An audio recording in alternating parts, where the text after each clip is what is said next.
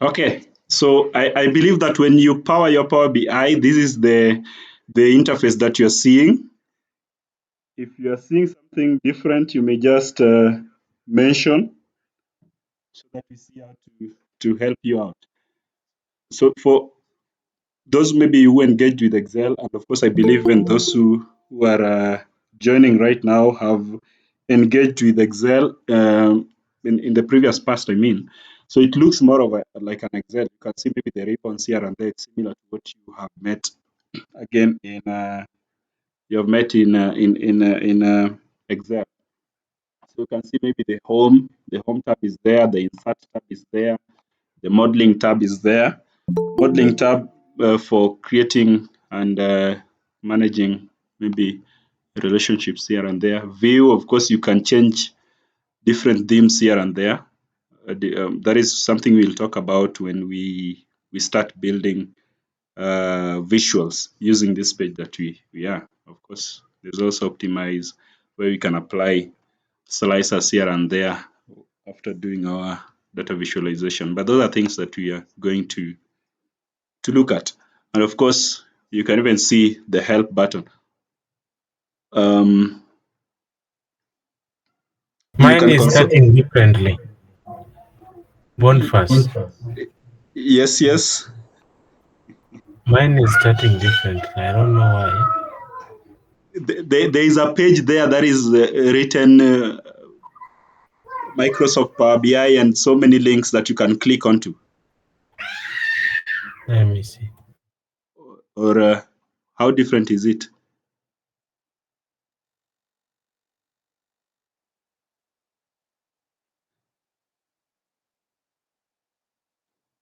There are two panes that are appearing.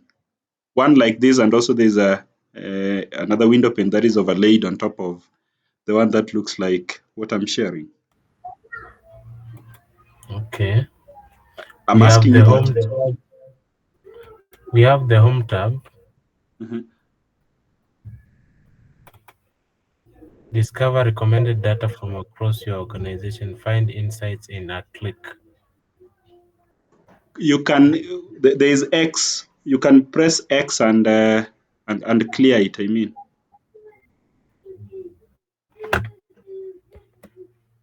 is that possible?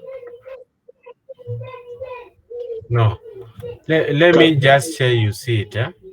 okay. For it. Kindly.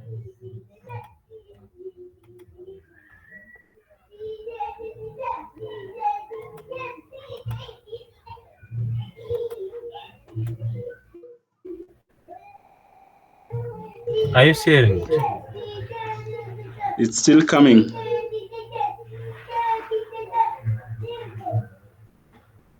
Are you seeing it, Boniface? Yeah. I'm seeing that, and Boniface. yes. I'm seeing that. So this is my home tab, Mm-hmm. and you see it's bringing me here. Did you install the the desktop version? Is this the desktop version really? Yeah, Uh-huh. I just clicked the link. Uh-huh. You gave us on the WhatsApp. Mm-hmm. So there is no um, any other version that is appearing when you open it. There are Yes, no other Joseph. version. Let me see if I can. Maybe there's You, a desktop version. Let me see. yeah, because the desktop version should be looking as exactly as mine here. And if maybe you had encountered a problem trying to install, I'll take you through that, but not maybe right now, so that we don't take time in sorting out that. Okay, let Okay. me resume sharing so that we'll sort that out. As maybe we had mentioned that we are not going to to solve maybe installation issues right now because it's gonna take time. So I'll help you with that when you're done. Yeah, so I was talking about maybe the user interface that you see. This is what you are supposed to be seeing, right? You're supposed to be seeing maybe the data sources that you where you can pull your data from, and of course there's Excel. There's also SQL Server. You can even paste data into a blank table. If you have maybe sample data sets, you can get them there. But of course, you can even click this get data on the home ribbon, and you can see maybe Excel workbook. You can get them from Power BI data sets here and there. And of course, when you have .csv or .txt, you can also get them here. You can get data from the web. SQL Server, you can also pull data from that. And also Dataverse, which is just collection of data from various sources, I mean. Yeah, so this is just the basic outlook of Power BI. And of course, you'll see these kind of visuals. These are the what we are going to be using to build the visuals. Of course, these are stacked bar chart. Column chart is there, clustered bar chart. We have a clustered column chart, line stacked, and even a slicer is also there. We'll also use a slicer as we go ahead. By the end of Thursday, that one is something that we will have done. Of course, there's also a text box. You'll also see the essence of a text box when now building your reports. So clicking on it, if you can just try clicking on it and see what is there, because of course inside there you can write maybe let me increase the size and it becomes 2036. Maybe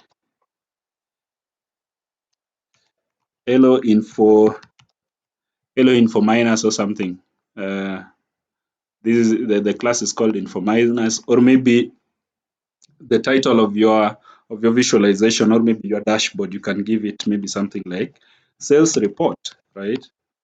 And change, of course, maybe give the title to be there, and change the style to, if you are somebody who likes maybe Times New Roman, you'll of course look for Times New Roman there.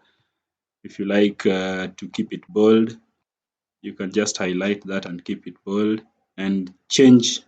So that could be like maybe your the title of your visualization, and that is something that you're going to look at in the near future. So near future begins tomorrow or some days to come. So that is just a little bit on the user interface of Power BI and what you can do really with it. Of course, if you look at this side, I believe you can see something around filters. You can see something around data. You can see on this other end, there's also this format which you can use to set up your the interface. I mean, so for example, you can change page information. If I want to rename the page, I can just write maybe page, not really page, but let me call it something else like sales, maybe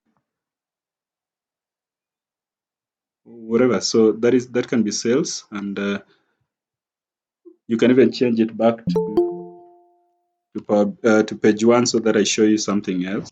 So page one. So you can even do renaming by double tapping this page one down here where we have the page one, right? So these are just customizations that you can do in, but we are not going to take time in them because these are just basic things to do. So the same thing I wrote can be written here, sales page, right? And also maybe you can use this to add a new page. If you want to add a new page, you can click on that and rename it again. You can delete the page using that X, yeah, and delete. So will be permanently deleted. Do you want to delete the page? Yes, delete. And another thing else, maybe if you check on this side, there is a report view, and if you click here again, there is also a data view. And if you click this, there's a model view. So under model view, we'll be seeing different kinds of relationships that we can build again in Power BI. So in Power BI also you can build relationships. So there is data view here. If you have any data, you'll be seeing it here. And of course, here we'll be seeing the report view. The report that you're building, of course, yes. So that is what you'll be seeing there. And again, even before we continue, if you have any question, you can always be dropping it down in the chat box, or you can just put up your hand so that we get to see we get to see you, or maybe just know that you want to ask a question here and there. So those are also part of housekeeping that you need to do, so that you don't have your mic on when it's not necessary to have it on. It can be interrupting.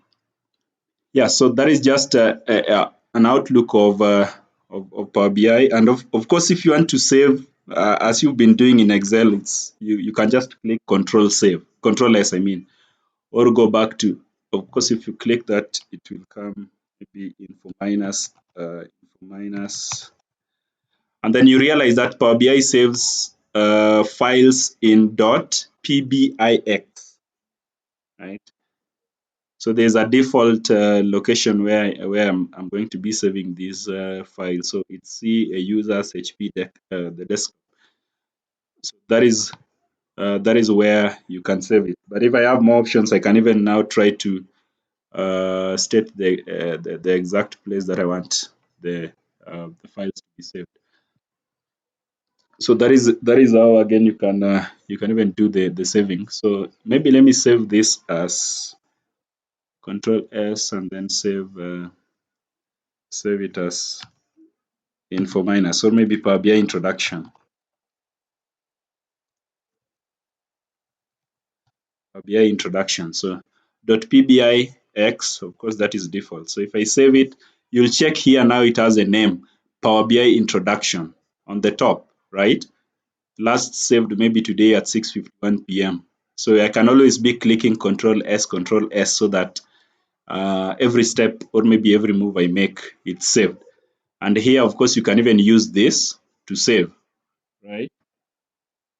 Or if you maybe made a mistake and you want to go back, you can use this and do last action.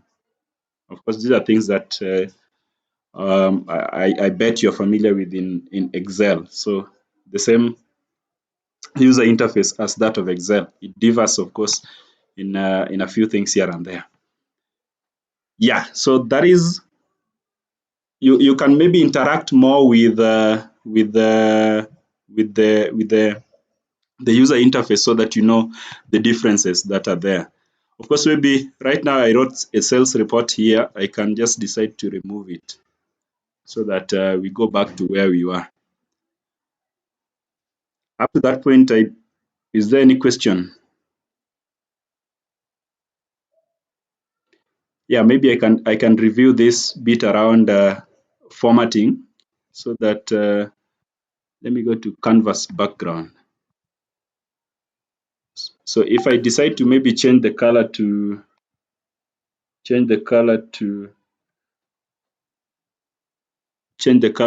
maybe this,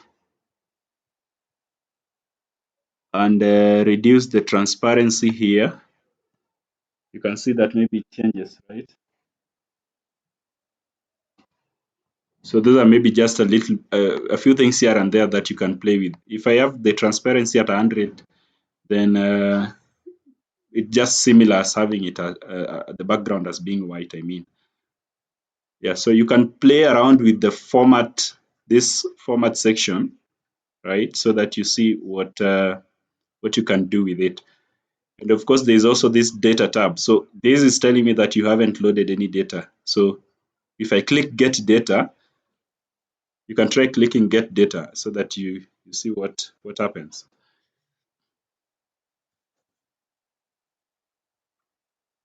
Yeah, so when I click get data, there are very many options that I can use. Maybe there's, and I believe this is something that you had mentioned, Excel workbook, text, .csv, XML, JSON, and maybe a folder that I already have containing data. And there are so many things that you can you can get data from. There is this Power BI data flows, Power BI, and also Google BigQuery, Azure Data, and all that. So there are so many, quite a number that you can use to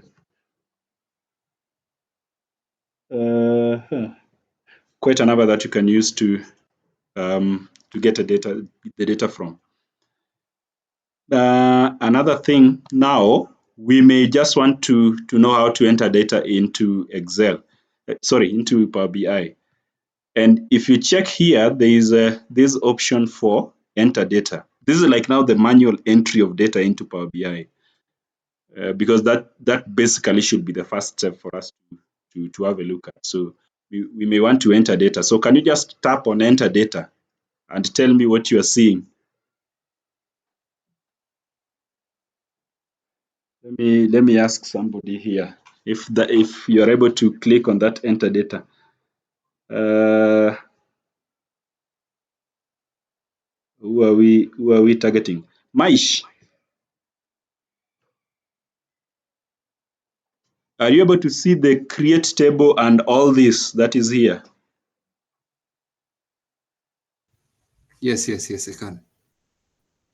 Who is having a problem as far as that is concerned?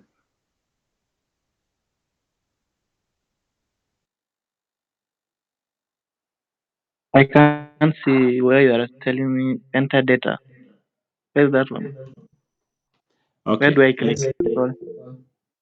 So you click here. When you look at the home button, right? There is get data, which is similar to what we clicked here. You haven't loaded any data yet. I believe you are able to see the cursor moving around. Yeah, so when you click get data, of course, there are these areas where we can get data that we had already maybe created or had already been created by somebody else. We can get data from Excel workbook, but we'll check on that a little bit later. But now we want to first know how to create data inside Power BI, right? And so you can look at it in, you can create data using this button. The Yes, I the can enter see now. data. Sorry? I can see now. Oh, okay. So you can click on that enter data and see what comes. So which kind of data are we trying to create? Somebody can suggest which data we may want to create.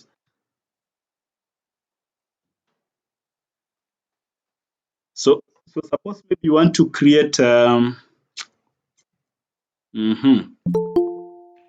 something like maybe a sales data, right? So let's create here sales, or yeah, so we can create sales data. And then now here we have the columns, right? So column number 1, what will be represented in sales? Or maybe let's start with the normal one of customers data. Or maybe this, so the name of this table is customers. So we may create a column here and name it, we can name it maybe customer ID. And then using this insert column, right? We can insert column in it. We are not able to see. Oh, sorry. Okay. Changes to the table will be lost. Okay. I was just sharing the one window, which is Power BI. I think that was the issue. Let me reshare my entire screen. Okay. It's my entire screen. Share.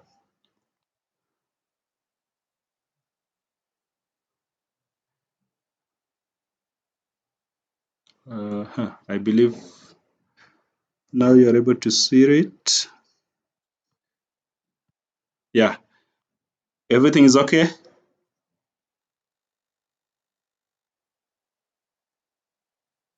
Somebody to confirm. Kasala Collins. Yeah, okay. Okay, thank you. Sorry, don't maybe hit me with a stone. So we have maybe customers here. Customers, we can create that as customers and maybe have the column name here is maybe customer ID, right? I'm just trying to create things here out of the blue. And then another thing here, we can have maybe something like, give me a suggestion under customer. So we have maybe number one, customer ID. What else can we have under this table?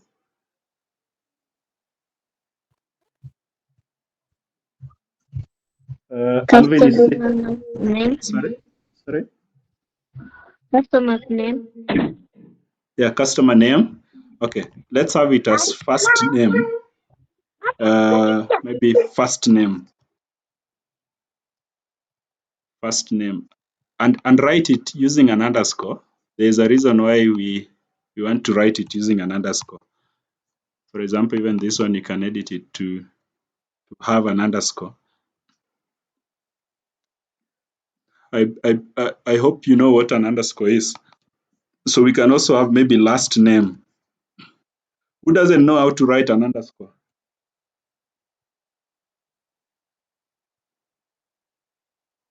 If you don't know, you can lift up your hand so that we help you out. So first name, last name, something else that you can have under customer's data. What the table I mean, sorry. Phone number, Kelbit Technologies. Yeah. So we can also have maybe the phone number. Phone number. So the phone number of the customer. Adding another column, let us have the last column. Which other column can we have?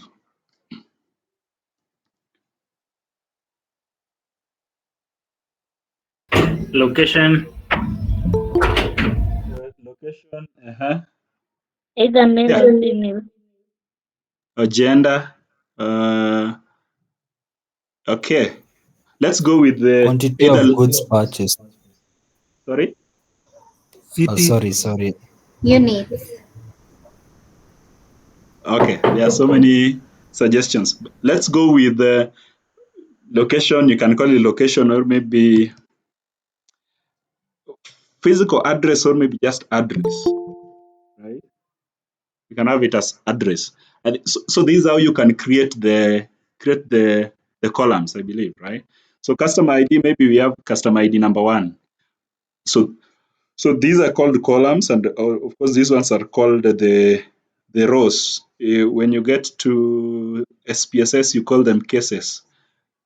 Okay, so that is maybe customer ID number one, customer ID number two, and of course customer ID can be something else depending on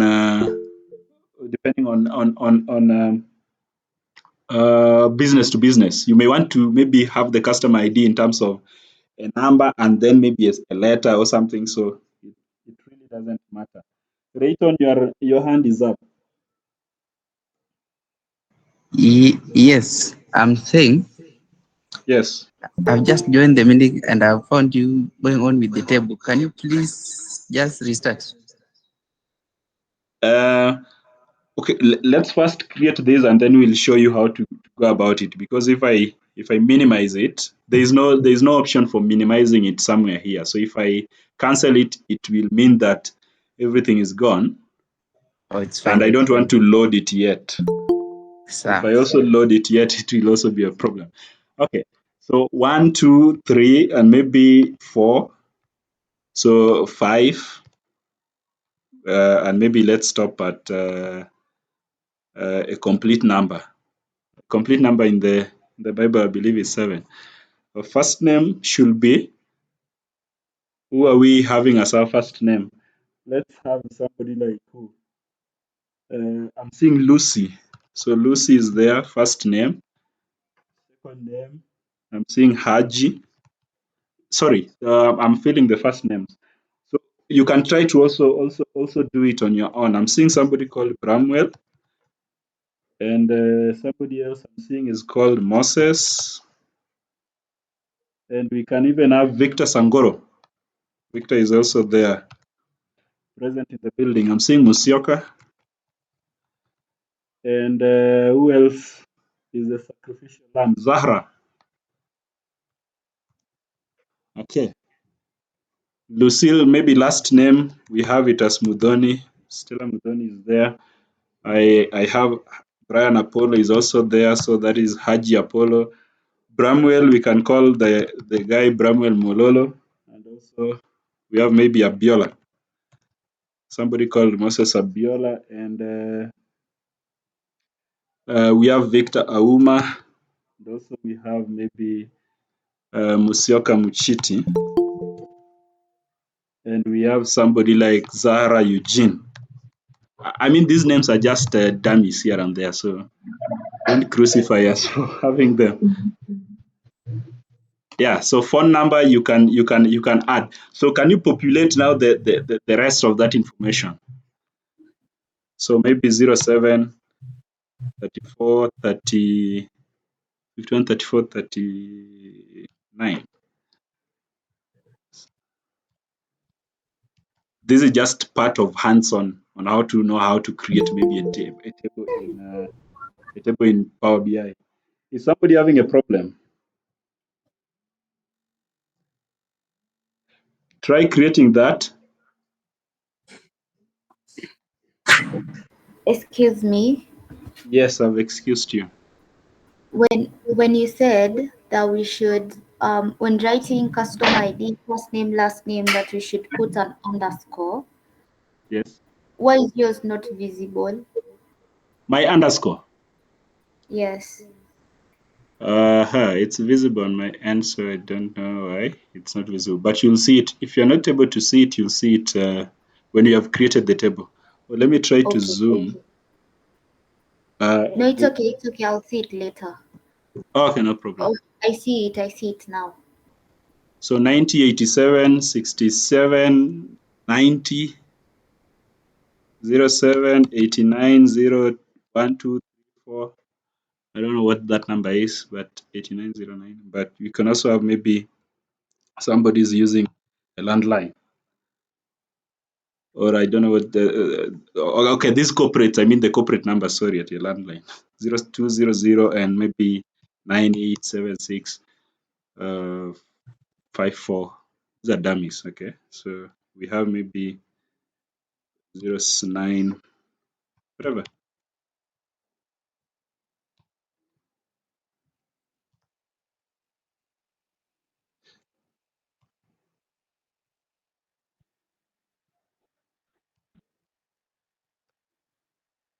Yeah, so we have that as the information that we are looking. If you try to call those numbers and if you try to call the numbers and it goes through, you'll answer where you got their number from.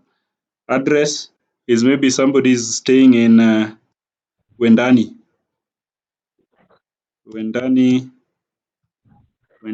There's somebody staying in. So address, of course, should be maybe physical address or something, but you don't want to use the PO box and all that because it will take time. So somebody's maybe staying in Mombasa Road, but the understanding is address should be more specific to where a person can be coming from. So we may have maybe what else? Roysam. And you do dummies there, and we have maybe somebody coming from somebody can be coming from Shakahola, somebody else can be coming from Butla. Those are coming from Butla and Matayos. Those are counties in Matayos Primary. So after this is done, and then you click on load your data. And so maybe customer number 7 did not enter that information. So we can have it as maybe null. And let's also have a couple of nulls here in the last name. You will understand why we have the null. And also maybe this one else did not put his We have a null there. We also have a null here. Yeah. So first name, maybe second name also for, let's check maybe Mudhoni. Mudhoni also, we had just Lucy. Lucy did not input the last name. So when this is done, of course, you can see customers. Here is the customer table, and then you load it. So load your data. You can click on load. Is there somebody having a problem creating a data in Power BI? You can say it now, or as they always say, forever hold your peace. But don't hold your peace. Just file. Is it file or file?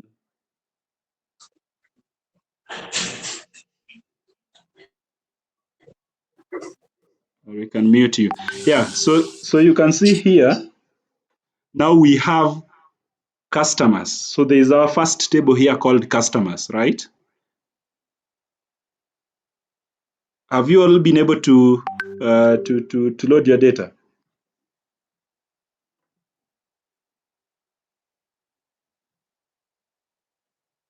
Hello, Mushiti. Yes, of Monday. Let me see somebody else who is Stella Mudhoni is still loading. Yes, of course it takes time, maybe 2 seconds or 3.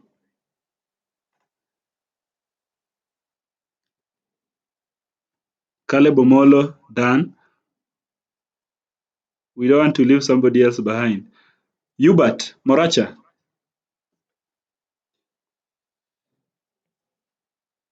Okay, yes, I came in class late, so I had network issues. So I don't know how to start from start. Okay, there's somebody called Rayton Kabila. You can check now how to get to that section. Of course, it's here, enter data. I believe you can be able to see this. Joy Wanderi, there is Excuse before you start. Yes. Is there a different link for downloading for BI for Mac? Yeah, for Mac, there is no Power BI desktop available for Mac, but Yes. I believe there's something called Paradise or something. I'll send you the link so that you even watch the video now to install it. Oh, Because fine. for Mac, there is no Power BI desktop available for it. Oh, sir. But do you have your Power BI desktop? Yes, I have mine. I have a friend who was not having that. Yeah. So you get it from here. You click on enter data, right? So click on enter data and create. So you'll see this pop up, create table. So we create our first table here. So here is where we can even create some sort of relational databases or maybe relational tables. So if I click a new column, I can call this maybe orders table. By the way, we can create an orders table so that we get done with creating tables. Let's go again and create orders table so that for those who did not see the first thing that we are doing, we can have an orders table. So we can call this order ID the first column, and maybe we call this one order amount, right? Order amount. What else can we have here? I want to hear from Moses Kalia. We have order amount. Next. Maybe we can add the date of purchase. You can maybe add date, or let's say purchase date, right? Purchase date. Something else that you can have here is what? Let me hear from Sir Brahman Mololo.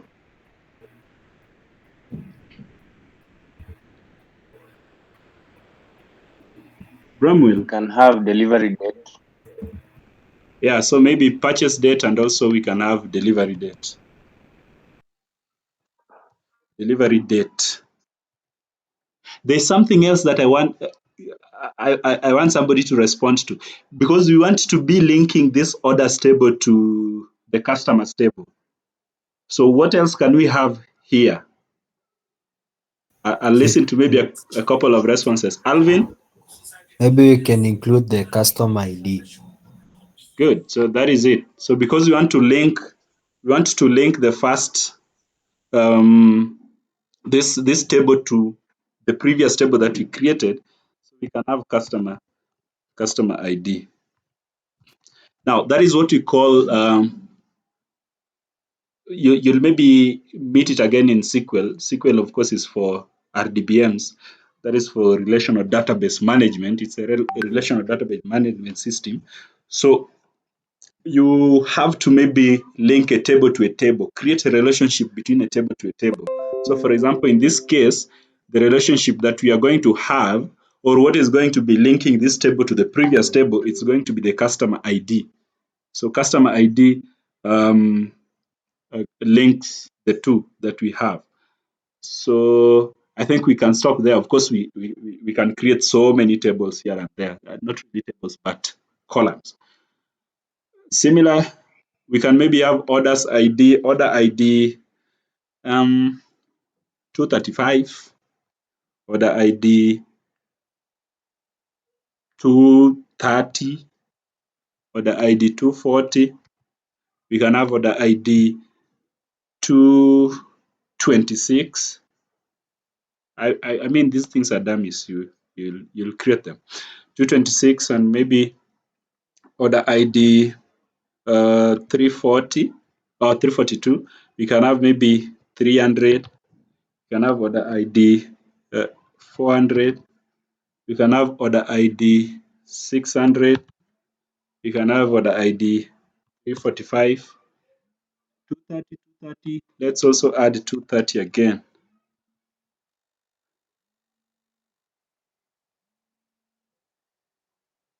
230 again. We can also have another order. Maybe we can replicate one of the things that we had done there is 342. We can have another order called 789. Sorry, that is way too much. 235. Null. And those things, there are so many you can create. No, we can't have a null for order ID, because order ID is there's something we call primary key, right? And there's something we call foreign key. So primary key uniquely identifies a table, right? So for this table here, order table, order ID will be uniquely identifying this table. So I think we can't have a null, even if we talk about uniquely identifying. Okay, we can't have a null because somebody has to do maybe some sort of an order or something, right? Maybe somewhere where we can have a null could be maybe the delivery date and some such like maybe purchase date or something like that. But when it comes to, and even order amount, but these things that tries to identify a table, we may not have a null for them. Think of it as having a null for customer ID for the previous table that we created. So it doesn't really make sense that we don't have a customer's information there. So in relational databases, you'll realize that there's something that is called primary key and all that. So here we can try to populate information, but so that we don't take time, you can go and do that at the end of this class. So we have all those information. We are just trying to create a table so that we know how to do that. And so here, so 12 rows have been added. So you see we have two tables. So suppose maybe you want to edit a table, right? How are you going to do it? Maybe you've added all these entries: address, customer ID, first name, last name, phone number, or maybe you go to the orders table, you have all this information, but again, you've forgotten a certain column. So how do you edit that? Somebody who can give it a try. We may want to edit or maybe just change a certain information that we populated in our table. So we want to do an edit of that.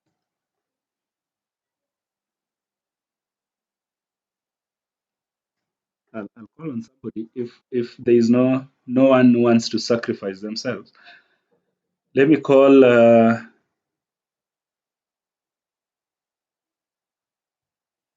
Casey. I believe that is Casey Mendwa. How do we do an edit? Do you have an idea?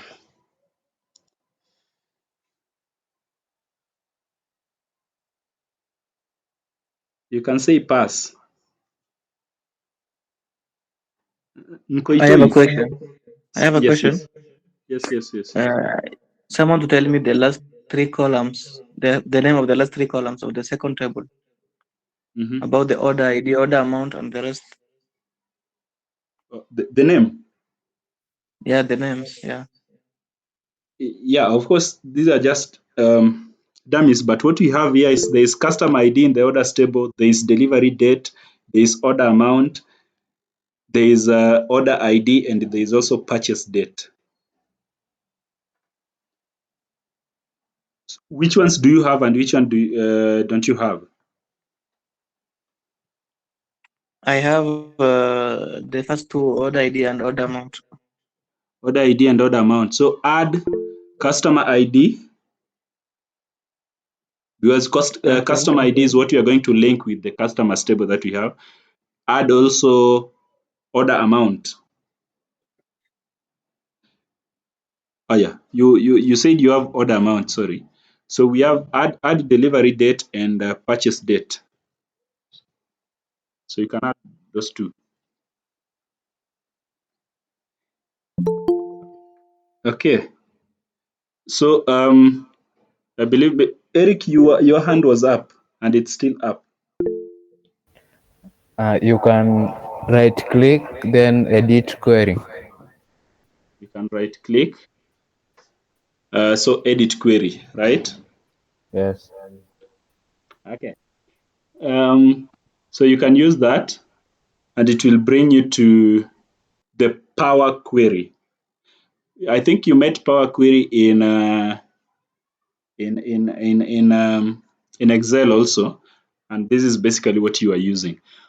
So just as maybe Eric has mentioned, you can just place your cursor here and right click. So right click, I believe you know what right click is. So you can edit query here, right? You can edit query here. And you can even also add like a new column. You can see when I did a right click and let me just repeat it. So right click and then new column. You see where it brought me to. Oh, sorry, it's gone to. It has gone back. Yeah, but you can right click also and maybe just add a new column. But that is maybe what not we wanted to look at. Eric has mentioned that you can right click and edit query, or you can come to transform data. You can also see there's also a button for transform. For transforming data here on top. So you can transform data and maybe click on transform data. Power Query Editor pops up, right?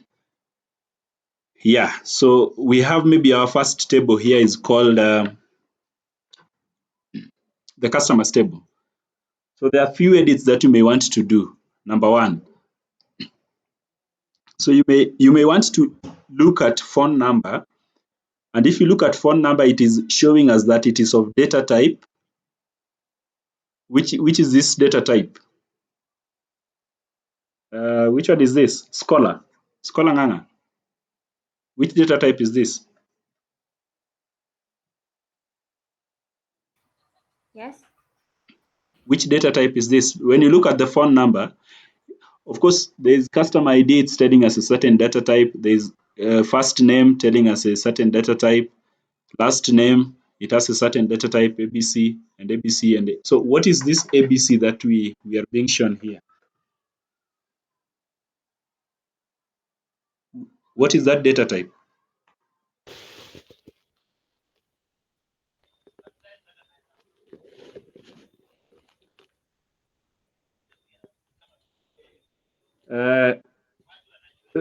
Alvin, what is this data type?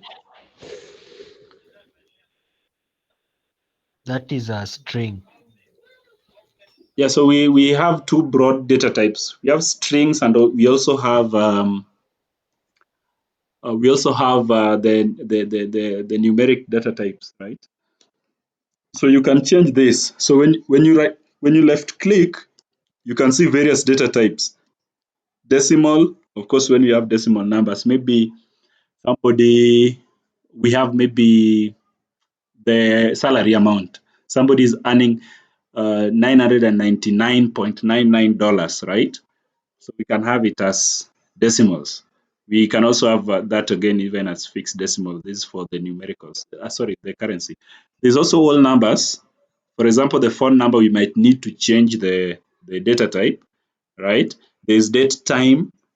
There's also date. There's a difference between date stroke time data, where you'll see it. Sometimes it's called date stamp, date time stamp. I think you met those different kinds of data types in Python, but for those who did not, date time and date is different. For example, if you're filling maybe a Google form and it collects even this guy completed this, started doing this entry on 1st of November at 7:35 a.m., right? And finished maybe 1st of November again, but at 7:36, right? So it collects two things. It collects the date that the process started, and it also collects the time that the process started. But when you just click on a date only, then it means, for example, date of birth. If I have information about maybe what is your date of birth and somebody was born in 2008, and then it might be difficult to really collect even the exact time. Maybe not that date of when somebody joined KU or joined UON, joined MKU and such like stuff. You'll really not know the exact time that you joined, but you can approximate. But it won't really do us any good if we have the time that you joined KU. So we can only maybe deal with date only. Time, maybe whatever. You may have something for time. Maybe the time you started doing what? You got into a class, right? You can only pick that. I got into a class maybe 7:10. So we also have maybe text kind of data. Of course, first name, second name that we have, those are texts. We also have maybe durations and this true stroke false. Are you single? False or true, and such like stuff. We also have binary, and so those are data types. So when you just left click on ABC, ABC is what tells you the data type. Last name is the name of the column, right? And when you click this, you can do your filtering of data.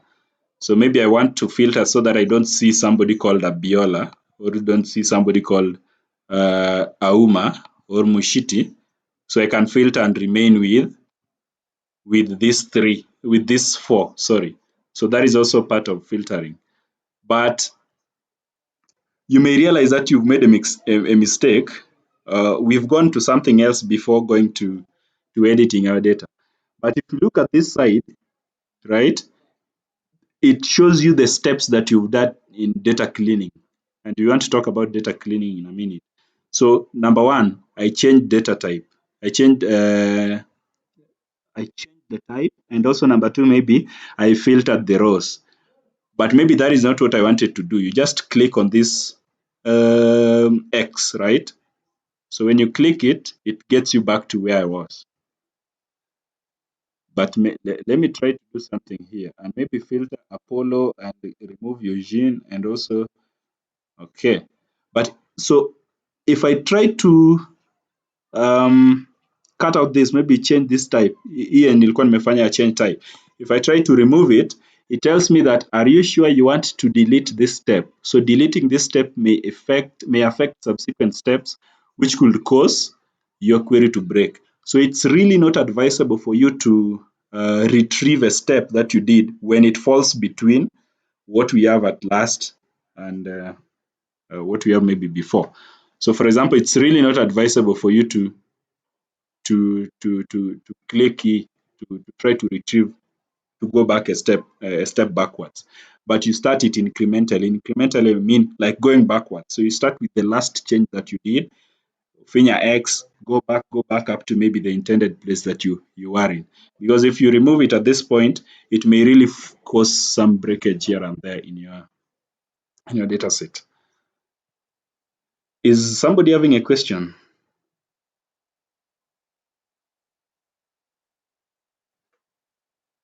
Okay. Silence means we are okay.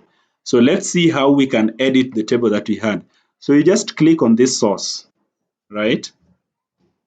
You can double click on the source, or there is something that looks like a setting here. You can click the setting. So it gets you back to where we are. Let's go back. Maybe we had changed the data type. So for you to maybe edit that table, you can click on source here. Click where your source is. Just double click it, or click what looks like a setting here. There's something called settings here, right? I believe you are able to see that. So when you click that, it gets you back here. Yeah. So we can do our edit, maybe first name. So pengine we already know that Bramwell, maybe tumepata that information. And so we can get it back to Sir Bramwell Mololo. And also we have phone number of Victor, and we know that it's 0795 and blah, blah. And yeah, so that is something that we have. But maybe we don't have Lucy's name, last name, I mean, and we also don't have the address of Zara Eugene. Haji Apollo, similar. So when I'm done editing that, I can click on OK, and everything goes back to the right maybe shape that I want to appear. Any question?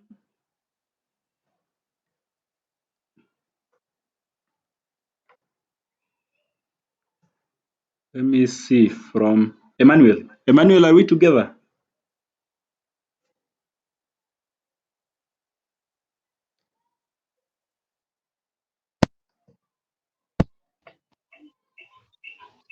Emmanuel? Yeah, we are together.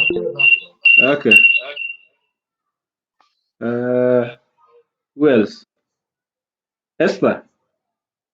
Tiamwe?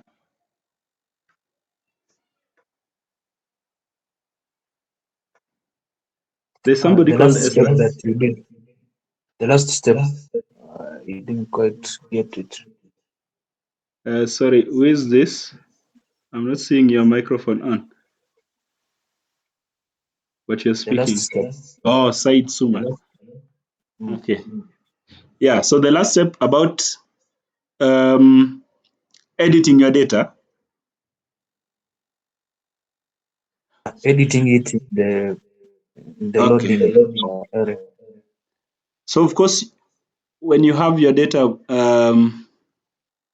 here, you can click on this source, right? You can double click on source, and then it gets you to the initial step that you are in. Maybe you want to change this name from Zara Eugene to Sarah, not Sarah, but Zara. Zara who? Maybe Zara Ross, or maybe that is one edit that we've done. Victor's number does not end in 2, it ends in 6, right? And Bramwell Mololo is not from Roysambu. Bramwell comes from Kaponzueni, right? And maybe Lucy also maybe doesn't come from Wendani, but comes from Runda, or maybe Kilimani, right? Yeah, so those are maybe just some few edits you can do, and then click on OK, right? So when you are done with all this, you have to click on close and apply. There's close and apply here. Said Suma, I hope you've understood what you're doing, right? Yeah. Cool. There is also, so you click on close and apply so that you apply the changes that you've done. Are you able to see close and apply? So click on it to apply any pending changes. So it's loading 7 rows, maybe edited or something, right? And so let's talk about data cleaning. Let's talk about data cleaning. And under data cleaning, what are some of the data cleaning steps that you can do in Power BI? I want you to mention them so that we go through them. I want somebody to quickly mention them so that we have a look at them. You can use the type option. Jabin Oganga is saying remove null values. Yeah, so let me write it down, remove null values. Who else? Esther. Trimming. Remove duplicates, I'm seeing there. Mushiti is saying trimming. Removing duplicates. Who else? Let me see. Somebody like, we want to have a class that everybody is. Kelbit. There's somebody called Kelbit. Oh, Kelbit, you said correcting spelling errors. Correcting spelling errors. So those are maybe structural issues within your data. Beryl. Rehema Albeka, fixing data types. Kasola is saying we replace null values with something. Yeah, I think that really makes sense. Joy Wangeri, Kageshu, removing outliers.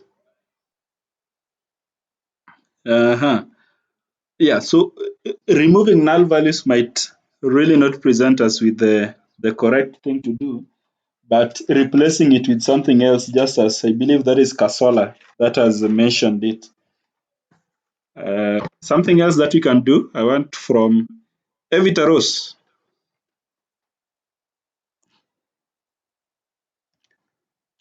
Say something. Kelbit is also mentioning merging or splitting datasets. Datasets or maybe columns, merging or splitting. I'm waiting for, let me look for somebody who's also silent in the class. Devox Omolo,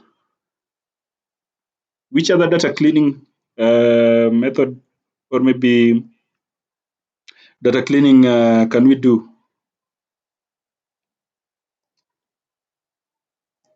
Devox, case sensitivity, Nathan Ngetich, handling case sensitivity. Yeah, case sensitivity, handling case sensitivity, that is also something we can look at, sensitivity. Data types, Patrick Sami, that's cool. Wyvon, I believe that is Wyvon Mogere. Jabi Noganga is mentioning removing unnecessary columns.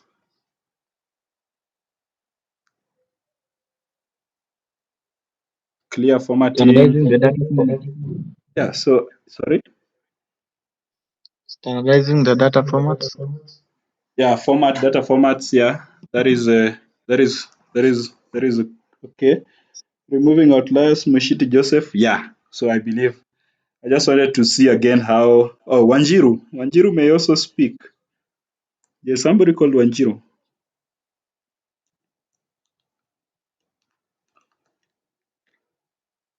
And there's also Mwema. There are people that we haven't, I believe Mwema is Eric Mwema, if not Mwema, another Mwema. Lewis Gatimu, tell us something.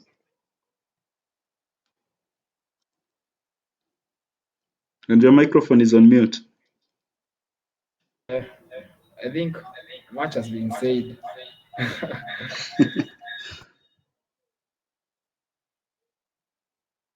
I'm seeing Amos saying something that, do we have find and replace in the query? Yeah, find and replace, you'll see it. Find and replace. It's also there. So Priska, we waited for you for about an hour. Priska has just joined. Okay, let's go into it. Priska, welcome. Okay. So let us look at maybe the data set that we have. So we can maybe just go to and transform our data. Okay. I think I need to load a certain data so that you see what happens before. Let me just try to load data before we look at what we have here. So I can get an Excel data, Excel workbook, and where do I have my data set? Okay. It's not supposed to be Excel. Let me look at get data from .csv.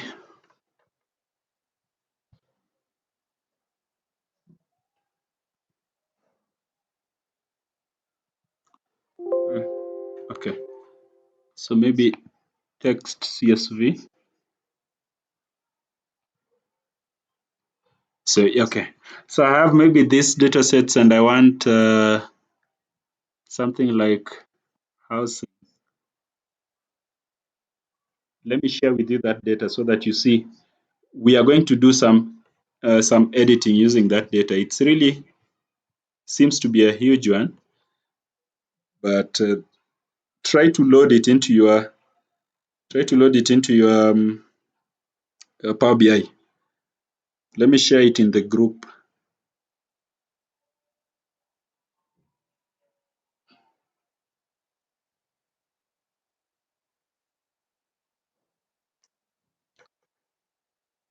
I hope you have seen it.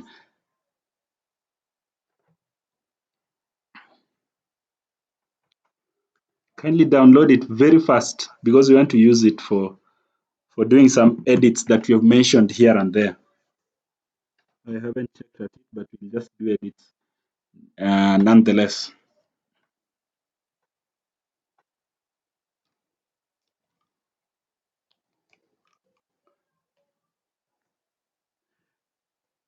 Are you all set? You've downloaded the data?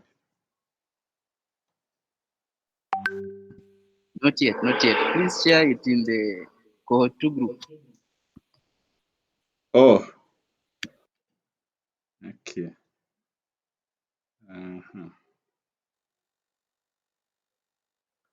Anybody else who has done that?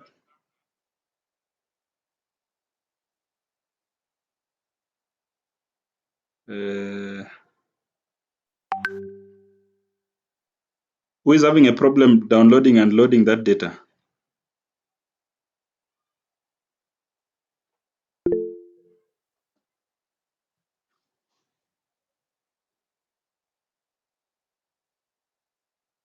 Okay.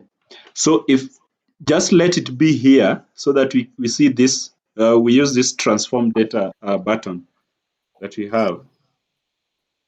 I've not accessed this data. Yes, you're getting it. That is in cohort 2. How do I load it to my Power BI? Just click on get data. And it's not an Excel workbook. You can see it is .csv. So go to get data and click on .csv stroke text. And then you'll see maybe in your downloads page, it will be there. If you use Excel workbook, it's not an Excel workbook. It's saved as a .csv. .csv is more of like, it's comma delimited. Text delimited and so. Okay, let's continue. There's somebody else who doesn't have this data. Let me give it to you. 110711.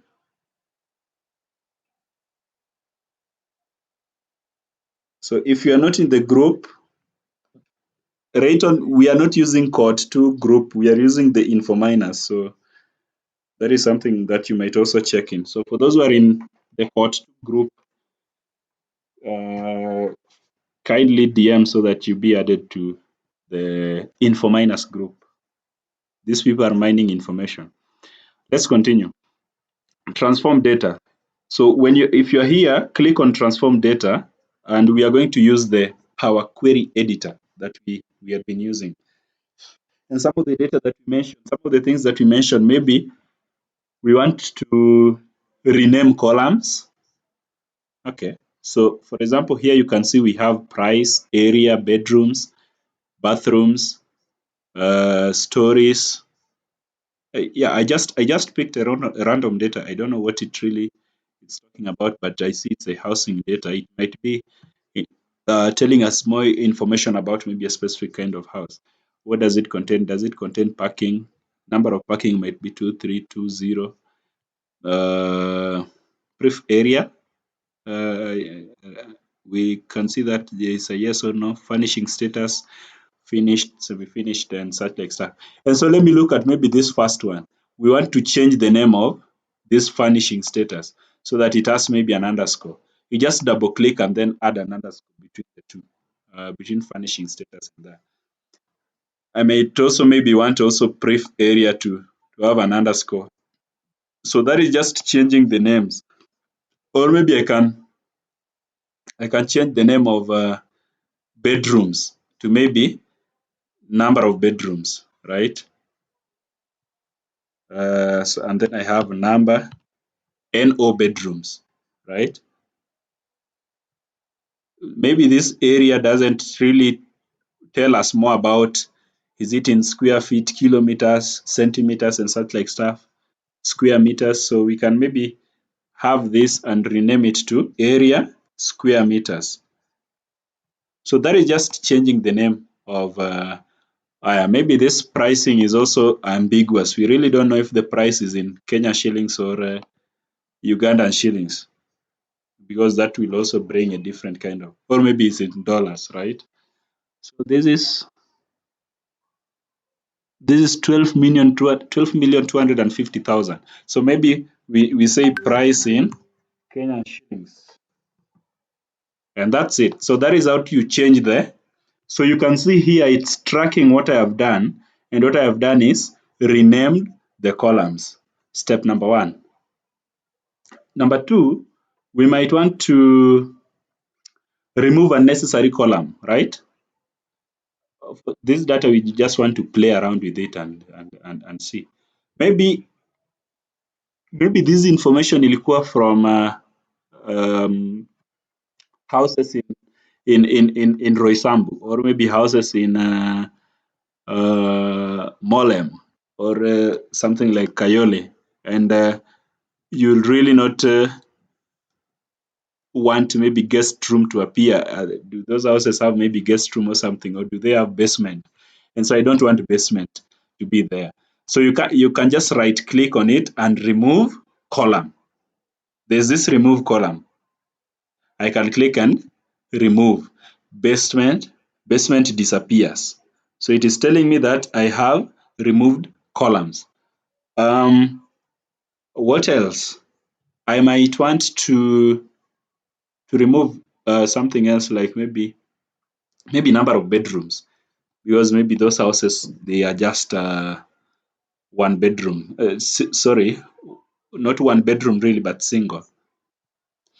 One room, I mean. So I've removed those columns, right?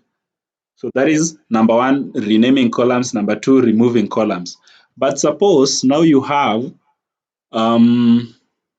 like a column containing 50, not really a column containing 50, but a data set containing 50 columns, and you want to go step by step removing all the columns, right? Maybe you want to remove like 30 so that you remain with 20. It can be difficult, I mean. It can be tiresome. Or before that, let's look at how you can remove multiple. So if you click on maybe price and click shift, you can tap on the columns that you want to remove. Are you seeing them? I've tapped on 1, 2, 3, 4, 5. So main road, stories, bathrooms, area in square kilometers, square meters, sorry, and also the price in Kenyan shillings. I mean, we are just dissecting this data so that we see what we can do as far as data cleaning is concerned. So you can now right click and say remove columns. You know what I mean? So if you remove columns, you can see that now we have only guest room. Is there hot water heating, air conditioning, parking, brief area, furnishing status? Yeah. Suppose maybe I want to undo them because those columns are really important for me. To me, I mean, you can just click this to remove the step that we did, so that it gets us back to everything that we initially had, right? Yeah. So those are the things that we had. Guest room, basement. So one is gone, and the one that is gone is, oh, it's there. Number of bedrooms is there. Yeah. So that is how you can remove. But now, suppose you want to remove like 20 columns. So you want to go about marking. Maybe you have like 25 columns and you want to remove 20 so that you remain with 5. So the same thing that we did, you can just highlight and you can press on your shift and mark the columns. So maybe I want to retain number of bedrooms. Sorry, if you use the shift and click, try to select columns, it will select everything that follows. So try using control. So control can also skip a column, but if you use shift, it won't skip a column. So that, and then maybe I want guest room also to remain, and I want maybe basement to remain. So the ones that I have highlighted, I want them to remain. The ones that have not been highlighted, I want them to go. So I right click and say remove other columns. So remove other columns means that the ones that I have highlighted, they are remaining, but the ones that I have not highlighted, I mean, for example, main road is not highlighted, hot water heating is not highlighted, those ones will be thrown away. So you can just click on remove other columns. So you see the ones that we highlighted have remained. Number of bedrooms, stories, guest room, basement, and such like stuff. Yeah, so you are seeing a column called stories. It's not stories za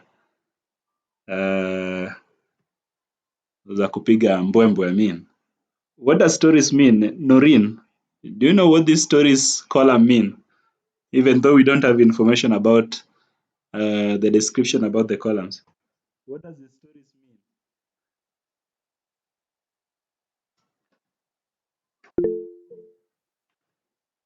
mean? Describe structure building.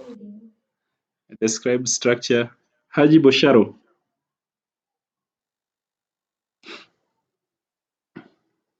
Haji Bosharo, your hand was up. Okay, it's like the same nyumba iko na ghorofa ngapi, I think vile nimeelewa. Yeah, that is basically it. So how many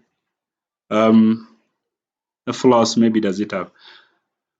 Okay, so this step maybe we still don't want. Of course, you cannot do all these steps and then maybe you don't want to remove the other columns yet because you still want to use them. So I can just resize it back to get it back to where we are. So another type of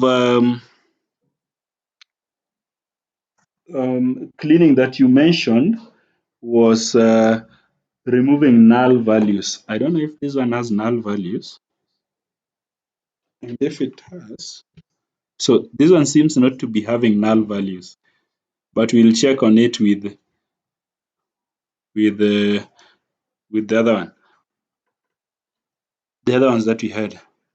Okay, so there's removing null values, and also there is correcting spelling mistakes. Yes, spelling mistakes. We can demonstrate it with the shorter one that we had, for example, customers. Let's see this one and do a change. Okay, here we have null values. So under customers, there is null values. So how do we remove null values? So instead of removing them, you can replace it with a certain value, right? Yeah? Are we together? Or I'm too quick?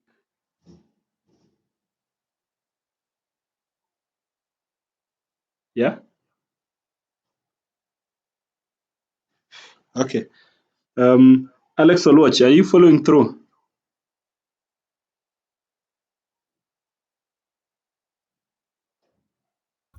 First, I've just downloaded my BI and also loaded the data. So I'm not seeing what you are saying, customers what. Which table are we using? I thought we are using the housing data. Yeah, we have the housing data here, but I wanted to explain something around null values. Oh, okay. Because From this the one we are customer. trying to see, it doesn't have null values. That is why we. You get? Okay. Yeah. So this one doesn't really have the null values that we are trying to look at. But anyway, we can just proceed with it and do other things apart from what we are doing. Let's talk maybe about we want to filter the data, right? Though I had mentioned to you filtering in the previous example that we used. So it depends on which column you want to use to filter the data, right? For example, area in square kilometers, it can really be difficult to filter data using this one, right? Because these are too many values. And also, we can also not use maybe price to filter the data. So the one that I'm seeing we can use is maybe furnishing status, because we have only two. It's either we have three. There is a semi-furnished, there's furnished, and also there is unfurnished. So maybe we can just click on this, you see, and then it can tell us the data. So we have maybe furnished, semi-furnished, and also unfurnished. So we may want to see only information about the tables that have been furnished, the rooms that have been furnished. So we deselect these ones so that we remain with furnished selected. So that you click OK, right? And we have filtered our rows. So depending on maybe what you wanted to do, we only have this column now for furnished. We can even delete it because we know that all this information that is remaining here, it's for the furnished houses. So maybe this furnishing status, we might not need it really, right? But you can just go back to what you had. So that is how you can do the filtering. If you try to filter it using maybe pricing, you can see that we have so many values here that it might really not make sense for you to filter it using the pricing. Another thing we may want to sort the data, right? So we've talked about filtering. We can also sort the columns. So for example, go back to just this clicking, and then we can sort ascending or we can sort descending. So we may want to see the least value. So we can just maybe sort ascending from the least to the highest. So when you sort from the least one, you'll see that the least pricing is 1.75 million, right? And maybe if you check the highest value for us to know, we just again sort it descending. And then you'll see that the highest value is what? Auma Catherine.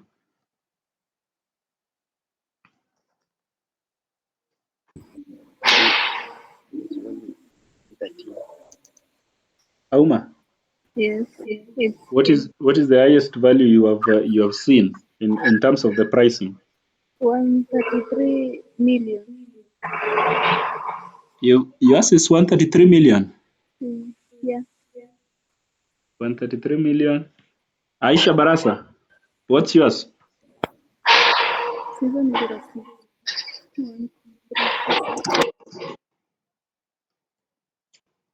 Aisha. 13,300,000. 13,300,000. Okay, but I believe this one should be 13,300,000. 13,300,000. Okay, so that is basically how to sort. We can even sort by number of bedrooms, I right? think you should put a comma to make the data more visible. Yeah, those are edits that maybe we will do. So maybe we want to sort it in terms of course, we wanted to sort in terms of the number of bedrooms, but you can even see it here that the number of bedrooms there, the highest one is 6. Okay, so we can just sort maybe ascending or maybe sort descending, depending on what you want. Let's see, can we sort descending? So why is it having number of bedrooms 444? Okay, it's because we still have this sort inside here. We can clear sort first and then go back to this. Yeah, now it is okay, right? So initially we were using 2 sorts. So let me say sort ascending. Yeah, sort ascending. So we have used 2 sorts here again. We are using 2 sorts for price and also sort for number of bedrooms. So here we have used sort ascending in terms of if the bedrooms, if we have 2 bedrooms, or maybe we have a house containing the same number of bedrooms, so maybe we have a group of houses containing the same number of bedrooms, then we will sort their prices in descending order. So we will come from in ascending, sorry, we'll come from 3.5 million, and then we go to 6 million. But again, the number of bedrooms in Ngapi are 6. So if we have like 2 rooms containing the same number of bedrooms, then let's sort their prices in the ascending order. So we can even clear that sorting so that we see this number of bedrooms in a little bit good way. So we have 6, 6, 5, 5. We have a couple of 5. We have now a couple of 4s, and it goes all the way up to some. I don't know where it is ending, but you can even clear that sorting again. So that is also sorting data that you can do. We had talked about changing data types, and what you do is just click here, right? Maybe we can say we wanted it area in square kilometers inafaa ikuwe maybe in decimals. So if depending on the kind of data you have, but this one is a little bit clean, so that's why like we cannot really use it so much for the change in data types that we are working on, but you can just get it back to okay, so we can replace it back. Yeah, so those are maybe how you can change the data type. So suppose maybe this one was written as text, not really, it's a text data type, but maybe here was written as equa in terms of maybe decimals. You can just click that and change it back to what you have. Another thing can also be on what else was mentioned?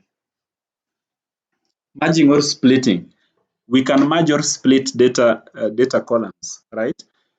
Let's go to that customers table that we had so that we merge some columns here and there. So let's go to customers table, and if you look at maybe first name and last name, we may want to merge that into one column, right? So that we have a column of customer name, right? So you can highlight it and then control enter, not really control enter, but control and then click so that you have those two columns that you want to merge. And then what else do you do after doing that? After marking the 2 columns that you want to merge, marking or selecting. So what do you do next? Let me get Brian Apollo. What do you do after selecting those 2 columns?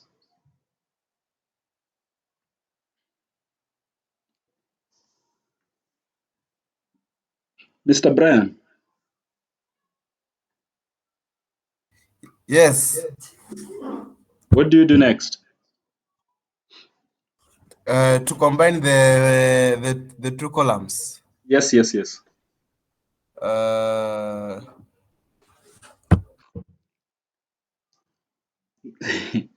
You're supposed to be speaking, and your microphone, you've just muted it.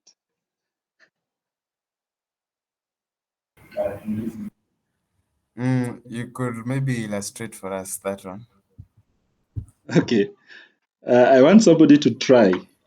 This is a Gumbaru class. No answer is wrong. You go to the magic query. You go to the what? The merge query. The merge query. Scholar Nganga and Eric, you're raising your hands. Scholar? I thought you can go to transform. After home, there is transform. And you'd find somewhere where you can merge columns. Okay. Yeah. Eric, you wanted to say something? The same as Scholar. Bramwell Kidiga, your hand is up. Yeah. You can right click and you see the option of merge columns. Yeah, you of course, all those answers that you said are not supposed to be discredited, but they make sense. So there's merge column there. You can use that. There's somebody else who mentioned something around transform, right? You go to transform and maybe you'll see something like merge columns there. So before doing all that, you may always want to sometimes maybe right click and see if there's that option there. But again, we are doing transformation, so it only makes sense if we use the merge columns, right? So we can say, what is going to be the separator? Is it going to be separated by, okay, let's, is it going to be separated by a colon? Is it going to be separated by a comma? Is the names going to be separated by equal sign, semicolon, space, tab? So what are we going to separate the names with? Ezekiel Odhiambo.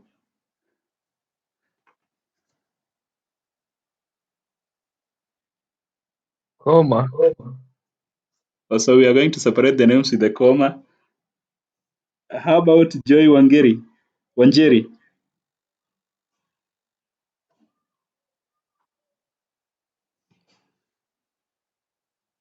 Joy Wanjeri.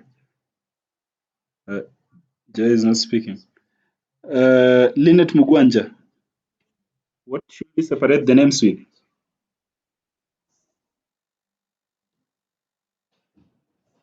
Yeah, of course. We can use the space. Ezekiel mentioned a comma, but you can't have maybe Mushiti, comma, Wanjeri as maybe the name of somebody. We can maybe just say use a space and new column name. What is the new column name? We can just have it as customer name. Auma Catherine, your hand is up. Yeah. What's the difference between space and tab? The difference. Name is also one of the things, but you can just try it out and we see what the difference is. So if you look at customer name, we have Lucy, comma, null. Sorry, yeah, not really comma, but space. Let's maybe try what Mr. Odhiambo was saying. And we can maybe merge the columns, and he wanted us to use a comma, and then we say customer name, right? Customer name, then we have that as, so Lucy, comma, null, Haji, comma, Apollo. And somebody else also wanted to understand the difference between, before I tell you something around custom, we have maybe customer name. Yeah, a tab, by the way, if you click on a tab, it's always an elongated kind of space. you can try that. Try tabbing. There's a tab key in your keyboard. You can try it out, and then you'll see the difference between tab and the space. But we may want to go back to what we had. Joy Wanjeri is raising the hand, and I want to tell you something. Before Joy, you speak, let me just mention this. And I say custom. Can you click on custom? If you click custom, then it is you who is declaring what separator is going to be used, right? I can maybe say the separator is an underscore, or I can say the separator is several underscores, right? I mean, you're the one who is in control here, or maybe the separator is maybe a dollar sign, or maybe a, just try it out. These are just things to cheer you up as far as. So if I do that, you'll see now Lucy, %, null, Haji, blah, blah, Apollo. But I may, we can just go back to Wanjeri, your hand was up, and let's hear what you have for us. When you use the tab, the name Bramwell Mololo was 1. Was 1? Separation, yes. Uh-huh. And the others? The others were separated, they had a space. But for Bramwell Mololo, it didn't have a space.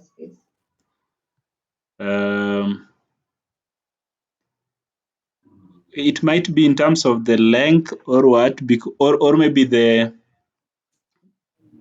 it should have been taken to the next line or something. I think maybe there's an issue with the length. It might be that it's because of the length of the names, or maybe the characters that we have for Mulolo. Mulolo, I'm seeing here there's 7 plus 7, 14. Mushiti has how many? 7 plus? Similar to, yeah, this one is a little bit, so this 7 plus also 7. How about Musyoka and Mushiti? Because the two might be having the same issue in terms of their length. Yes, I think they had a problem.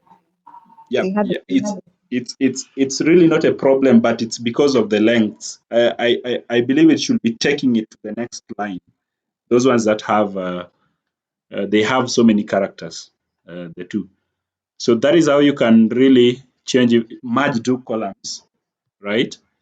But again, even after merging the two columns, what you can do also is to split the two columns, right? So maybe I mention which column I want to split. I want to split this same customer name, right?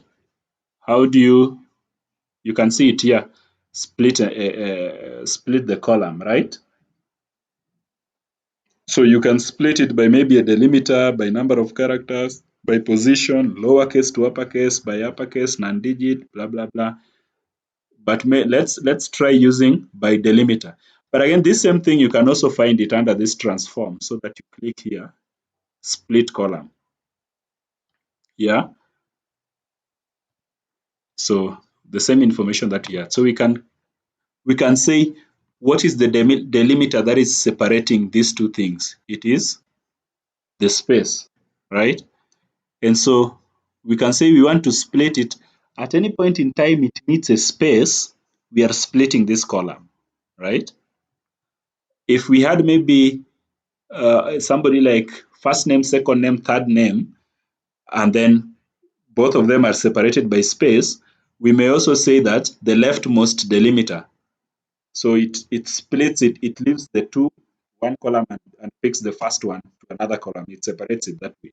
If you say rightmost delimiter, maybe Bramwell underscore Mololo, and then so Bramwell underscore Mololo underscore Jambo, then when we click rightmost delimiter, it will be separated at the Jambo end, so that Jambo goes to one column, Bramwell underscore Mololo remains into another column, right? Yeah, so that is it. So if you try it out, you'll see customer name 1, Lucy, customer name 2, null, and then you can rename this to last name. You can also rename this to first name. First name. Yeah. When you are done with all these things, what do?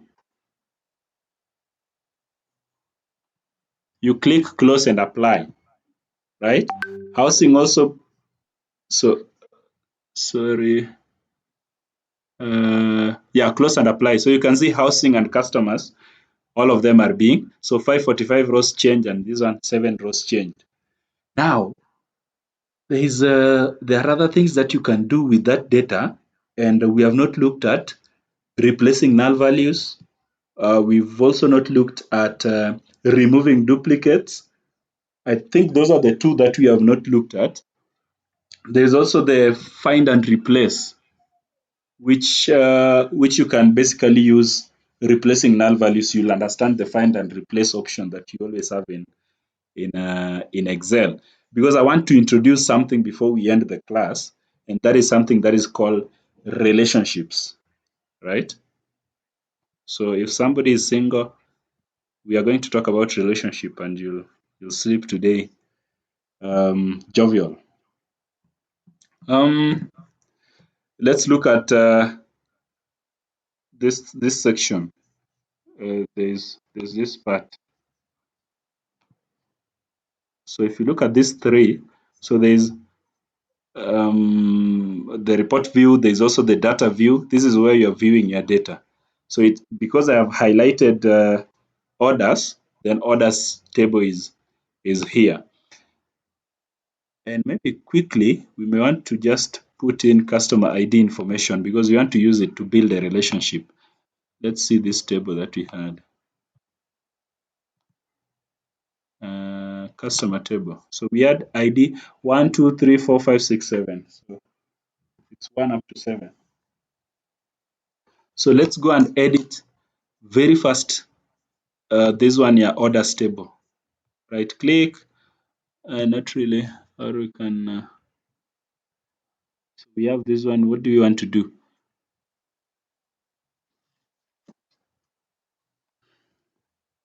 So we want to have a new column or edit the data. We want to add customer ID information into here. Yeah, can you quickly try to add customer ID so that these are the ones you are going to do in your own free time. I mean the order amount, the purchase data, delivery, and also no, stop at that. Customer ID.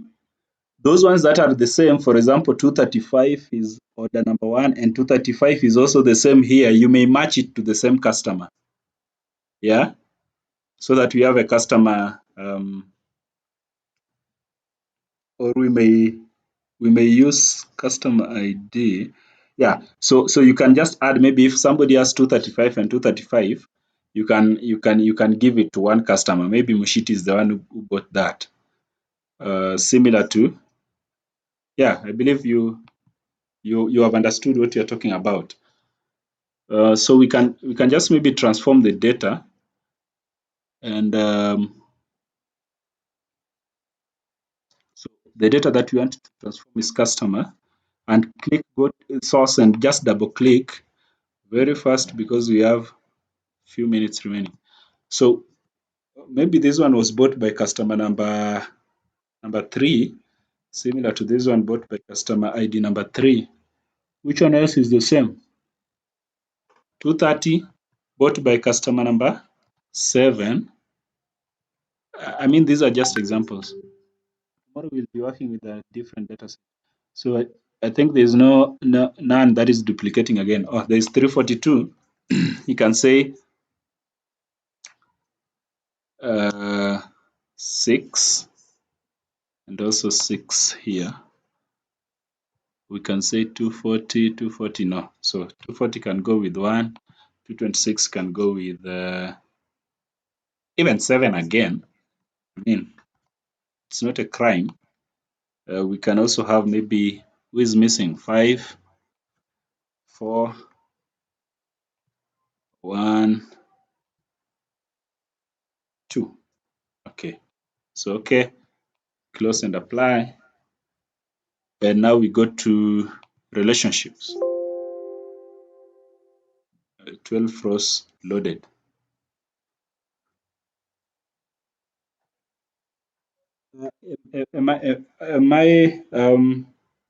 Are we understanding like what we are doing? Ingrid Amunga. Ingrid Amunga, are we together?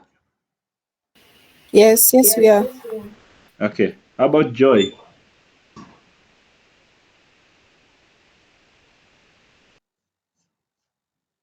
How about Joy? Yes, we are.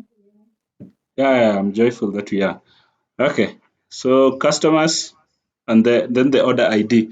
We want to create a relationship between these two. How do we create this relationship between these two tables that we have? Somebody? You click on ID, custom ID, from the customers table, and then you drop it on the other custom ID from the orders table. So this way. ID.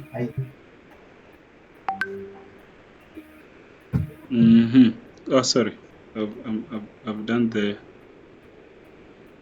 not the correct one. Delete. We can always delete that. Yeah, we can delete the relationship. But how about if we want to? We could even delete this custom ID table that we have, so that is it going to be true really? Okay, let's try it first with custom ID. So you click on that and drag it and drop it to custom ID. So if you click here, you can actually see that custom ID to custom ID is the relationship that we are building. And here, what does it say in terms of the cardinality? So in cardinality, there are so many different kind of relationship that exist there. And number one, there is one of the most common ones is the one to many. One to many. Can somebody give us an example of one to many kind of relationship? And they don't mention maybe a Luo man and mountain ladies.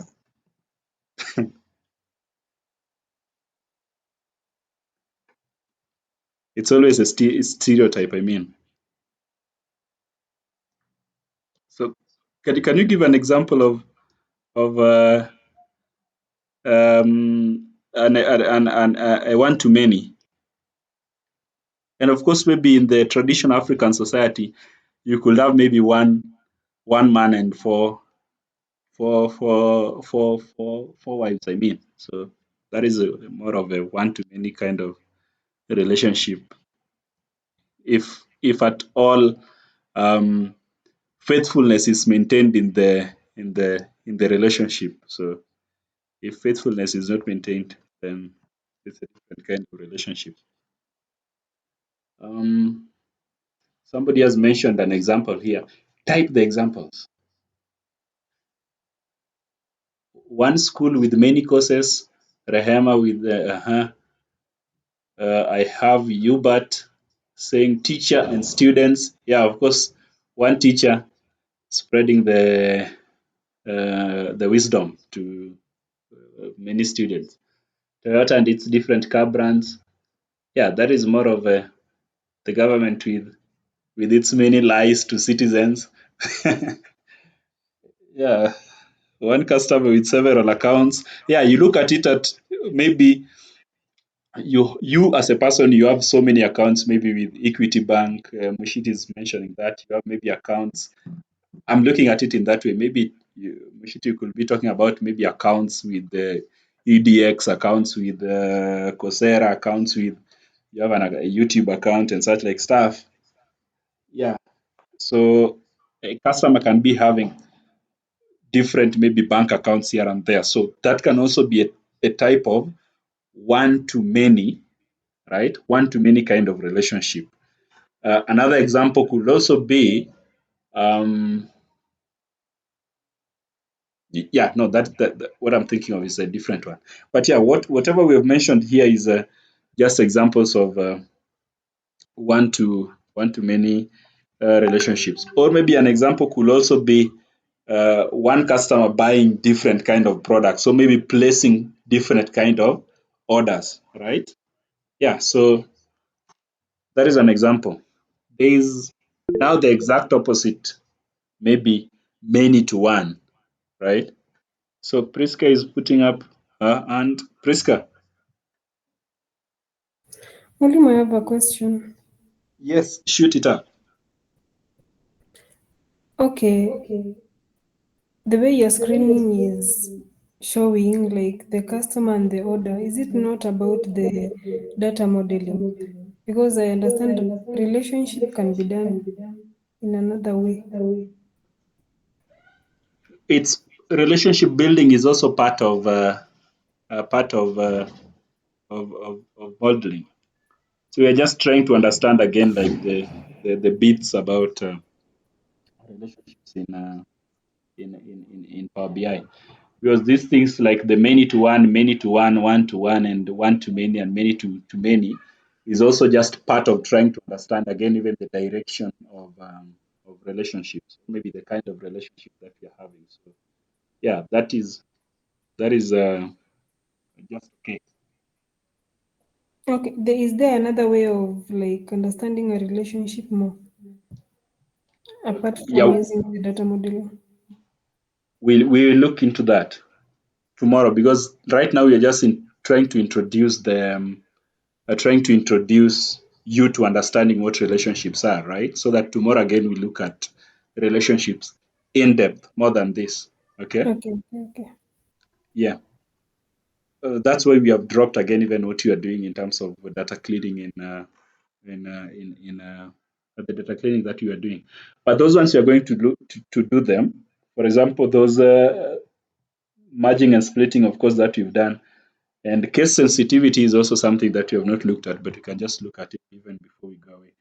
But Judo Duer is also mentioning something on one piece of land with several title deeds. Yeah, of course, when you go to the coast, you'll really understand that example. We can also even have, of course, you've mentioned one to many. There's also many to many. There's again one to one. Who can give maybe an example of one to one kind of relationship, or maybe cardinality? Jabin Oganga is saying that is dark, but yeah, it's really not dark because we see it in the news. It's always it's an issue. I mean, it's a big issue. The one piece of land with several title deeds. There are different kind of documentaries that have been done to show the problem, the extent of the problem. One to one kind of relationship.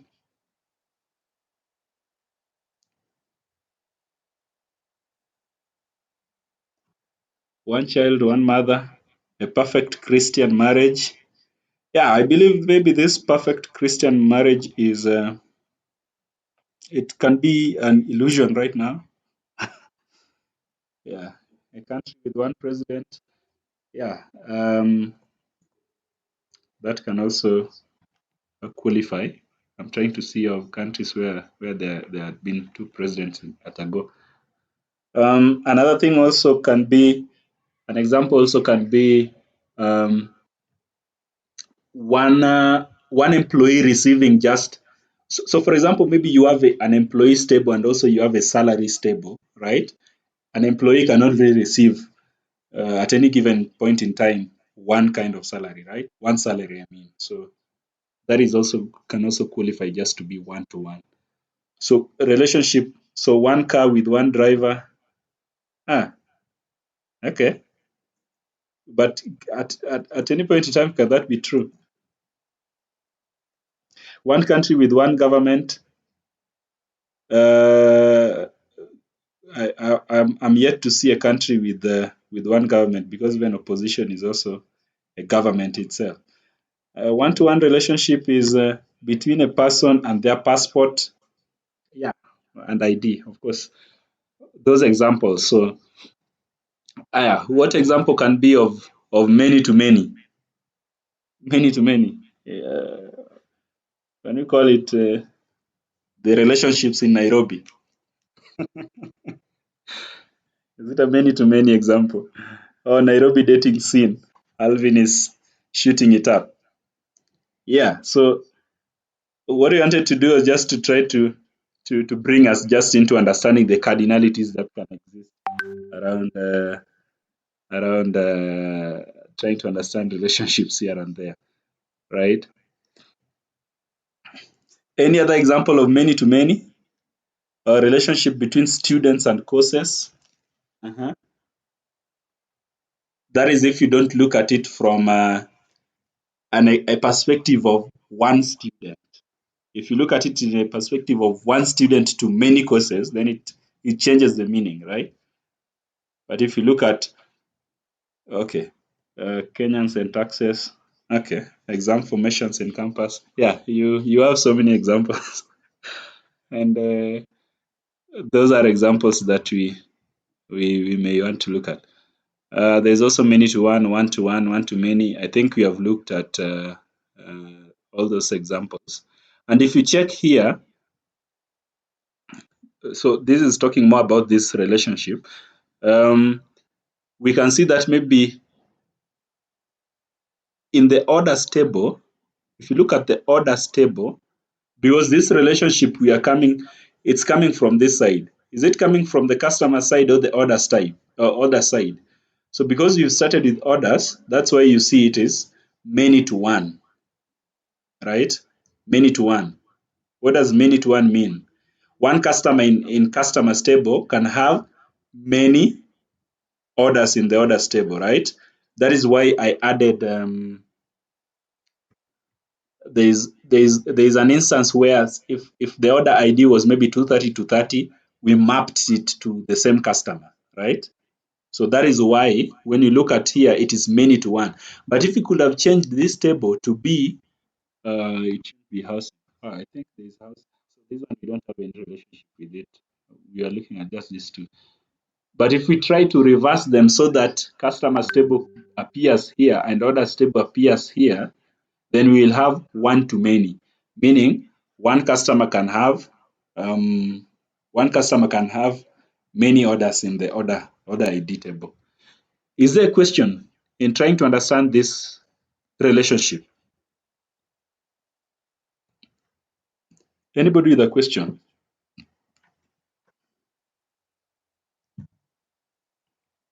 Yes, I have a question. Yes. Is there a way you can change, like you can manually change the relationship from one to many to many to many and the like? Change them like at this point of cardinality or what? Yeah. Will it affect anything? Of course, it depends on because Power BI automatically puts for you, right, the cardinality that it thinks makes sense. But if you feel that what it has selected doesn't make sense, then you are at liberty to change it. You know what I mean? But here we are coming from, when you look at this table, we are coming from orders table, going to customers table, right? The first table that we have is the orders table, and the next one that we have is the customers table. And then it was maybe stated that it is many to one. Is it correct the choice that maybe Power BI had for us? From your understanding, Alvin, we are coming from orders and then the next table we are looking at is customers table. Is it correct as per your understanding? Yes, I understand. Actually, what was really making me feel confused is the direction of the arrow that is pointing towards to the table. I didn't know it was inverse. So the table that we picked here first is more of like the orders, right? So if you look at it from Of course, the first table that we are having here is customers, but here the difference is the table that we are having is orders. Let's try to maybe change it to and see what is happening. Oh my God. So this should be okay. Let's try to resize this. This should be like that. And then we have this way. And still looking at it. Yeah, still looking at it again. It's telling you that the direction that you're picking is the direction again still is just customers to orders, but it makes sense in terms of what we had here. I think maybe if we could have changed this direction, if we could have changed this table, which is not possible here, but if we could have been at a position to change like which one appears first, then you could see maybe the direction of this changing. But again, this means that one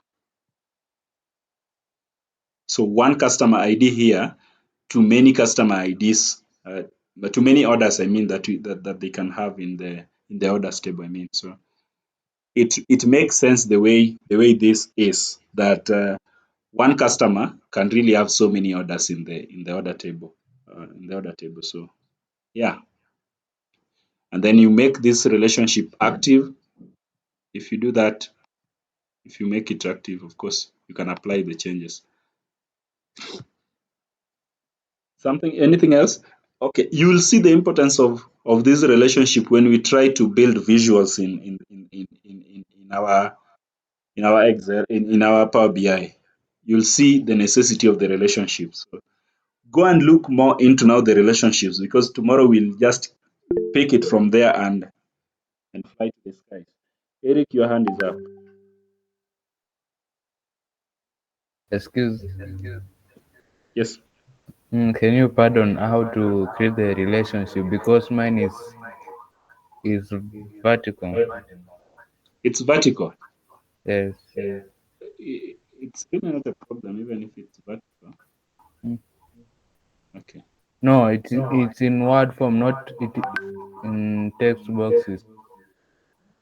It is in text boxes. Yes. What do you mean text box? Can I present? Okay, you can.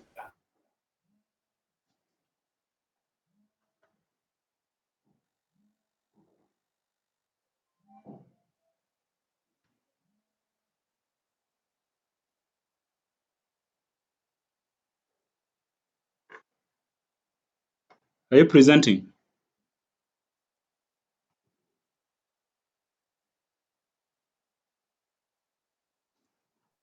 We are ending in a minute.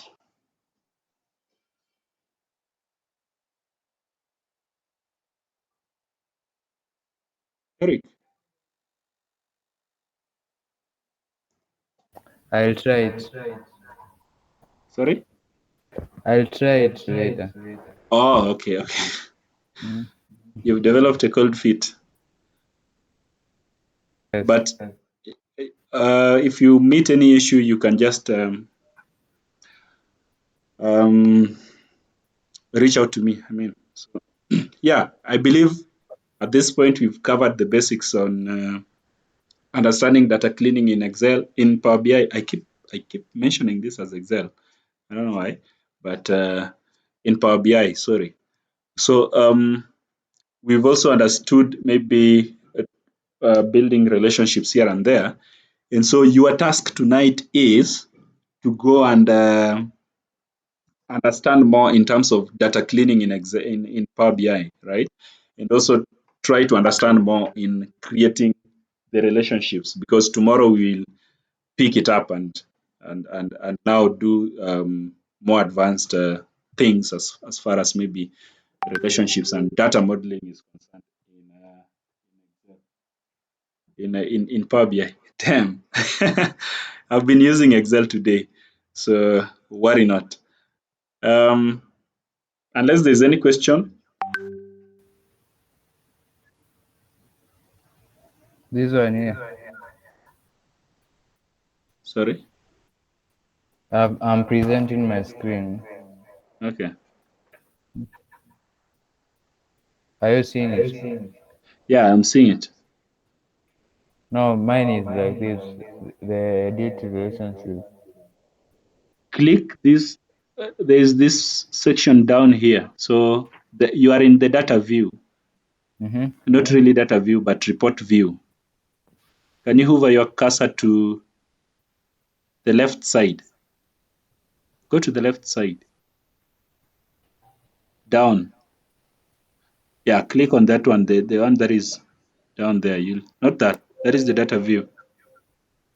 That one is for the... What's up with your data? Or with your Power BI? Is there something that is preventing it from going there? Okay, can you click home first and see if there's any change that happens? I mean home. Okay. Yeah, that's it. Thank you. Yes, welcome. Okay, so let's meet tomorrow at 6:20. Is it okay, Bramwell Kidiga? Yes, it's in order. Yeah, go and practice, right? Jabin, Ogangas, similar to that. So go and do more on data cleaning in Excel, in Power BI, and really do something else on understanding relationships in Power BI and also data modeling. And so thank you so much, and have a good night.